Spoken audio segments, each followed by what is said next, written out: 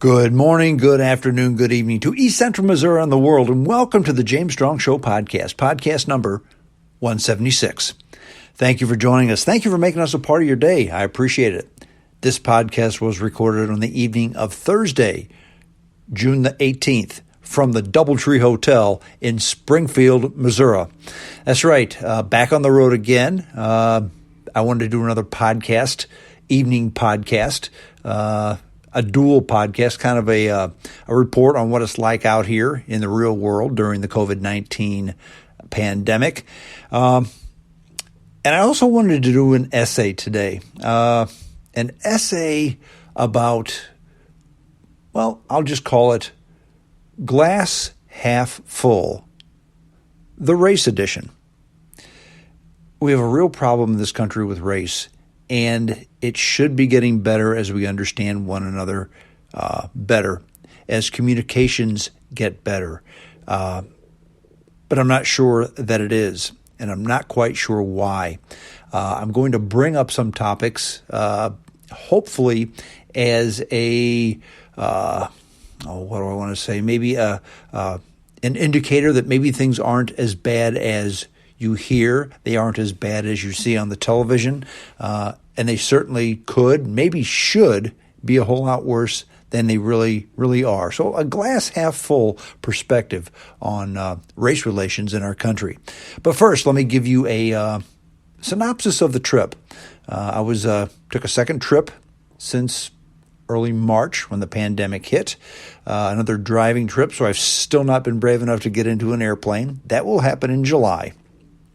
I booked a trip to North Carolina in July, so I will be boarding the big Silver Bird in July. But in the meantime, driving trips is what I've been going on. Down through southeastern Missouri, in through Arkansas, then back up through southwest Missouri, then back up I-44 back to St. Louis. But I'm in Springfield today and have a couple calls in the morning on Friday morning, then I come back to St. Louis. But things are getting better out here, getting a whole lot better. The hotels that I'm staying at, Hampton Inns and Doubletrees, anywhere from 30 to 40% capacity. Now, is that good? No. This time of year, they're usually 70, 80, 90, 100% capacity. Actually, the Hampton Inn in Russellville, they had some type of a baseball tournament there, and they were 100% full this last weekend. But 30 to 40% capacity is a whole lot better than I saw 2 weeks ago. It's getting a little bit better, slowly but surely. Springfield doesn't seem to be missing a beat. They're building a new steakhouse across the street from the hotel. Russellville, Arkansas had a few places that were closed down. One of them was a Ruby Tuesdays, which if you're a big fan of Ruby Tuesdays, you may not be seeing those for very long.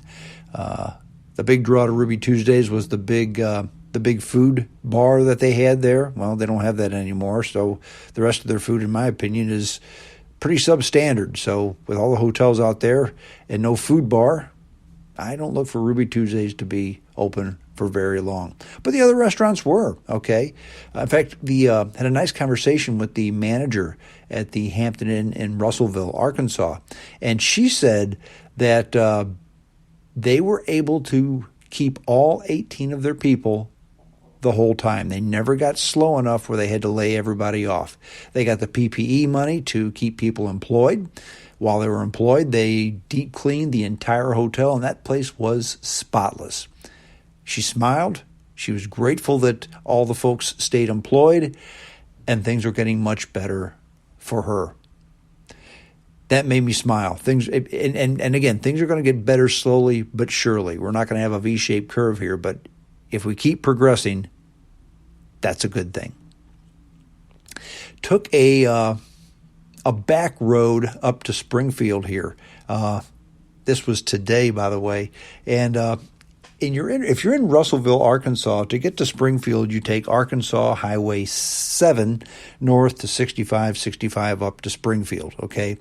And Russellville is at the intersection of Arkansas State Highway 7 and US 40.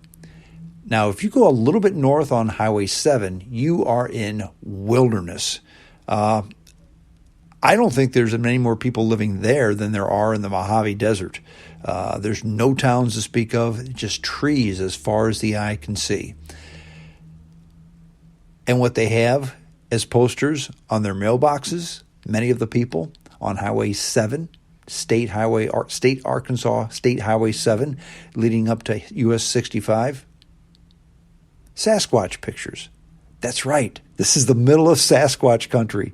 And, thick forests, few people. Sasquatch country. I say few people, but are Sasquatch people? I don't know. I guess it's still to be determined, right? I did learn something about the Ozark Mountains today, too. I was going by one of these viewpoints, and I thought I'd get out of the car and take a look at the lookout point, okay? And it was a beautiful view of the Ozark Mountains, okay? And the sign said, if you'll notice, the peaks on all these mountains are nearly identical. And they were. There were 5 or 6 or 7 valleys, but the top peaks of all the mountains were nearly identical. I never knew this, but the Ozark Mountains aren't truly mountains. The Ozark Mountains should really be called the Ozark Plateau. That's right, it's a plateau. They seem like mountains because erosion throughout the years has cut valleys into the plateau. I thought that was very interesting. See, it pays to read those roadside signs. The trophy wife always criticizes me because I love to get out and read that stuff, but you read stuff and you learn stuff. The Ozark Mountains, they're really the Ozark Plateau. Who knew? Well, my essay today has to do with race relations in the country today. COVID-19, police brutality, the riots, the protest. Every time something is mentioned, race is interjected into it. Even COVID-19, the African-American population gets it at a whole lot higher rate than the white population. Why is that? While that's a statistic, we seem to want to bring race into absolutely everything that we do. And that's not necessarily a bad thing, but it gets to be old. It's almost like what color a person's skin is that has COVID-19 is more important about preventing COVID-19, trying to find a cure, trying to flatten the curve, okay? It just seems like that to me. And I felt the need to do an essay on the, in air quotes, horrible race relations in this country. In my opinion, I think that's driven by the traditional media sources. I don't think race relations in this country are anything nearly as bad as the media puts them out to be. And I'm going to go ahead and just give my perspective, my opinion on why that is, and simple things that we could do to make things a whole lot better. So here we go. Glass half full, the race edition. After the George Floyd killing, which, by the way, the podcast last week, I had Rusty Dell, police officer, who admitted, look, this cop was wrong. He was either trained wrong or he didn't listen because there was no reason for him to use force on that man. So everybody I've spoken to, even the police officers, admit the guy who killed George Floyd was a bad guy, okay? Everybody admits that. But we hear cries, disband the police department. Not disfund, not defund, disband. In fact, the Minnesota City Council says, yep, we're going to disband the police department. We have enough votes. It's veto proof. We're going to do it. Disband, not disfund, not defund. Big difference. And you may think to yourself, well, this is unprecedented. We've never disbanded a police department in this country. Actually, we have in Camden, New Jersey. So I heard about this, and I started researching it, and I read a lot of articles this week in the evening. Business Insider, Washington Post, CNN, local New Jersey and local New York articles about how things worked out in Camden, New Jersey when they disbanded the police department, okay? Lots of conflicting data, but there was one conclusion. It worked. Kind of. Now, why would you say that strong? Well, some people say it was a good idea. If you look at the statistics, maybe it was a good idea, maybe it wasn't. But why did Camden, New Jersey disband the police department?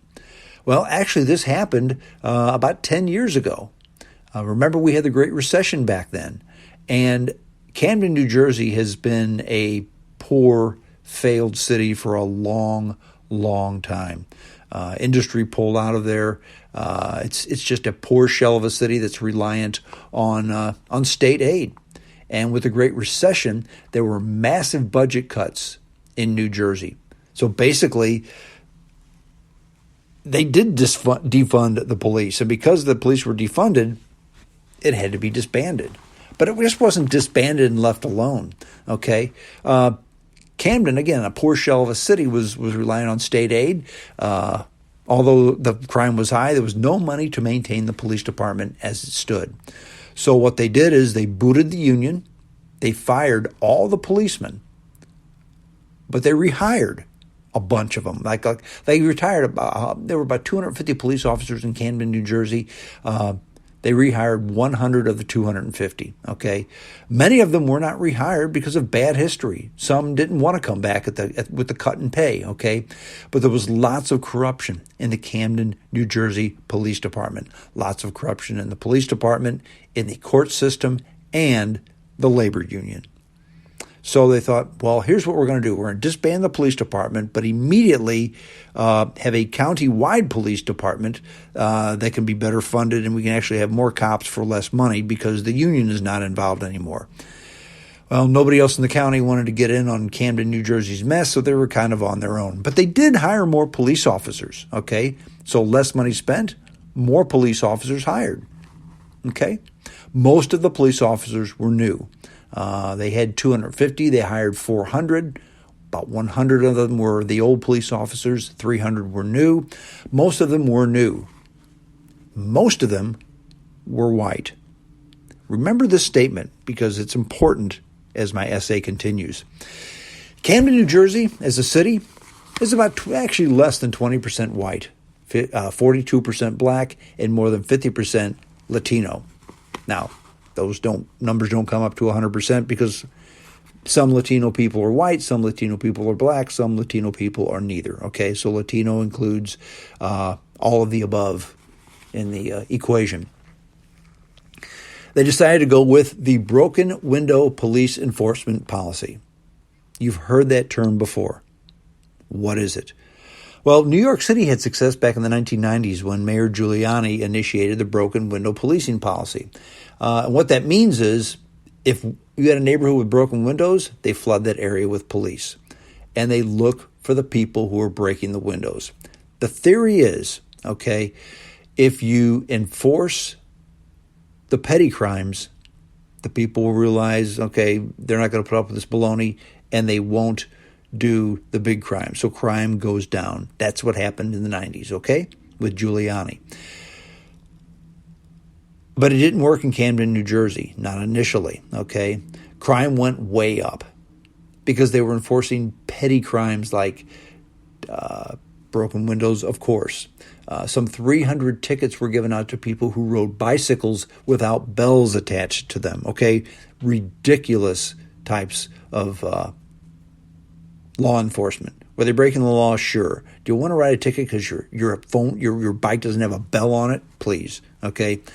And crime went up, but at the request of the citizens and the activists, the broken window policy was dropped because the activists and the community leaders convinced the police, look, These people fear you. The citizens fear you.